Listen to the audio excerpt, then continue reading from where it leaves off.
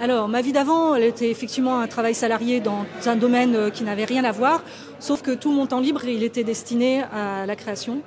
Donc, du jour où j'ai eu la possibilité d'en faire mon emploi à 100%, j'ai foncé sans hésiter.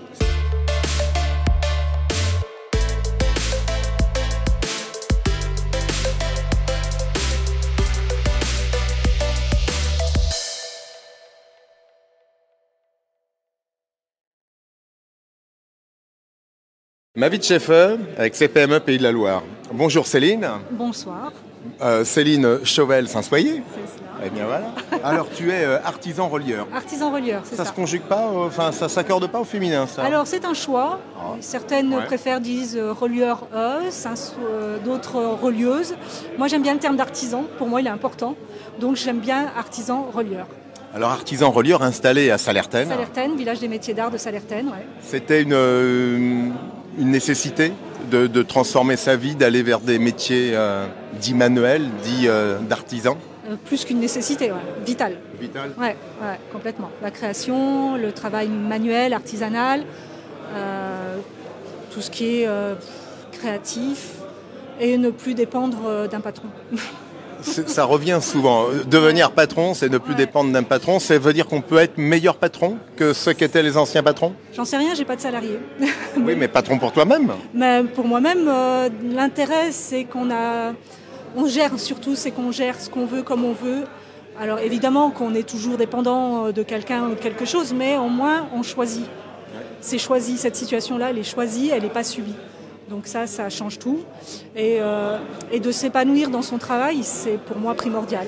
Il y a un rapport aussi à la discipline, à l'organisation de son temps et de son travail. Ça, c'est incontournable, comme tout travail, d'autant plus quand on a personne derrière qui nous dit fais ci, fais ça, en temps et en heure. On n'a pas la même motivation, donc c'est incontournable. L'organisation du travail, si on veut aller au bout de son business, on est obligé. Alors qui dit métier d'art dit forcément capacité, s'adapter. Il y a eu transformation puisque la vie d'avant te poussait à d'autres fonctions.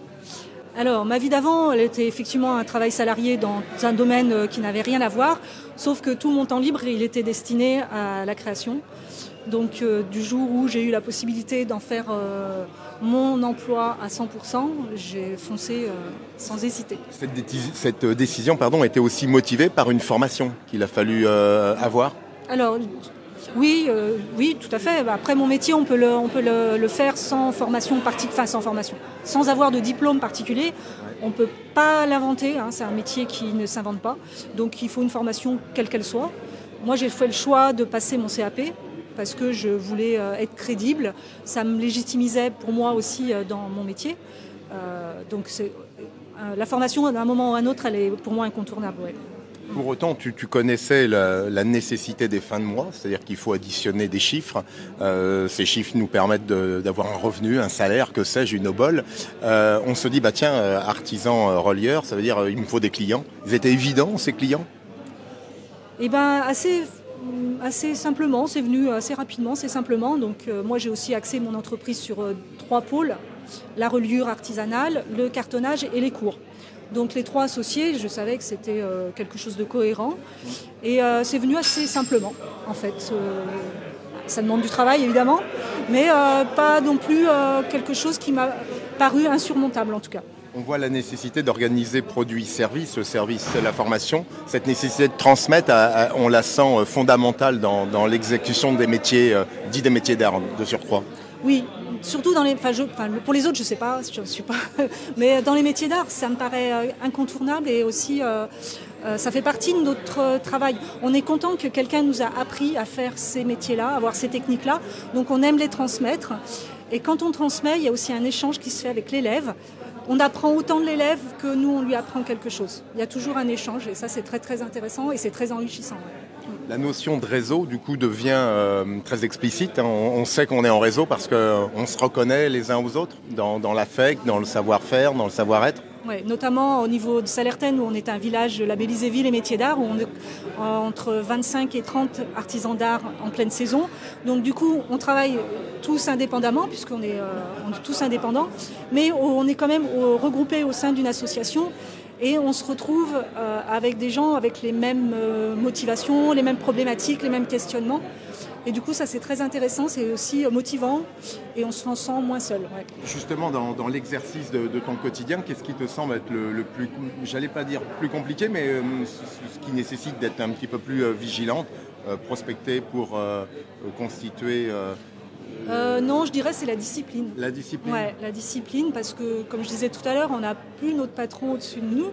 Donc on peut avoir peut-être tendance à se dire bon, je ferai ça demain, ça urge pas. Au final, avec l'expérience, on se rend compte que la discipline, elle est vraiment primordiale aussi. Il faut savoir se discipliner et savoir pourquoi on fait les choses.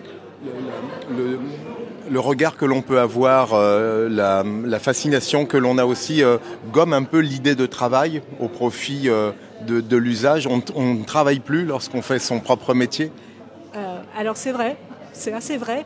Au tout début où je faisais ça, vraiment les tout débuts, les premiers jours, je me suis arrêtée et puis je me suis dit mais là tu es en train de travailler. Alors que pour moi c'était un loisir auparavant. Je ne dis pas que ça se fait toujours facilement, mais ça change énormément les choses. Faire quelque chose qu'on aime, je pense qu'on peut le trouver aussi en étant salarié, hein, mais ça c'est clair que de faire ce qu'on aime, ça change tout, quoi. Ça change toute la motivation. Ouais. Justement, dans le langage que l'on a, il est souvent aussi économique, donc financier. On a des experts comptables, on a des banquiers. Aujourd'hui, sont des gens qui ont un regard attentif sur ton travail, sur ton métier. Alors, en étant en toute petite entreprise comme je le suis, j'ai pas de comptable. Mais bon, j'ai une formation en gestion d'entreprise, donc j'en ai pas non plus le besoin. Le banquier, je le vois assez peu, tant qu'il y a de l'argent sur le compte, vous savez comme sont les banquiers, on les voit pas. Donc j'ai pas vraiment contact avec ce genre de métier, enfin de profession. Ouais. Il y a une forme d'énorme liberté finalement dans l'usage de ta profession. Oui, bah oui, on est libre. Enfin, si tant qu'on peut l'être avec les contraintes qu'on a, mais bien sûr, on gère tout. Ça peut être difficile parce qu'il faut qu'on sache tout faire en étant tout seul, mais en même temps, on fait ce qu'on veut. On est libre, ouais, on est libre. Ouais. Il t'arrive à des soirées hivernales de Vendée de sous-peser justement le plus, le moins, de dire ai-je fait le bon choix aujourd'hui après 5 années ? Ça peut arriver dans des moments de doute, forcément, on en a tous. Ça peut arriver, mais très vite, non. Très vite, je me dis, mais non, c'est là, je suis là, c'est vraiment ma place. C'est important finalement d'être, comme tu l'évoques, à sa place. Ouais. Alors justement, lorsqu'on est à sa place, on évoque avec Mavid Cheffe une idée de 3 mots, 3 valeurs qui pourraient incarner le fait d'être à sa place. S'il y en avait 3 parmi, j'imagine, des milliers. 3 mots, liberté, créativité et épanouissement.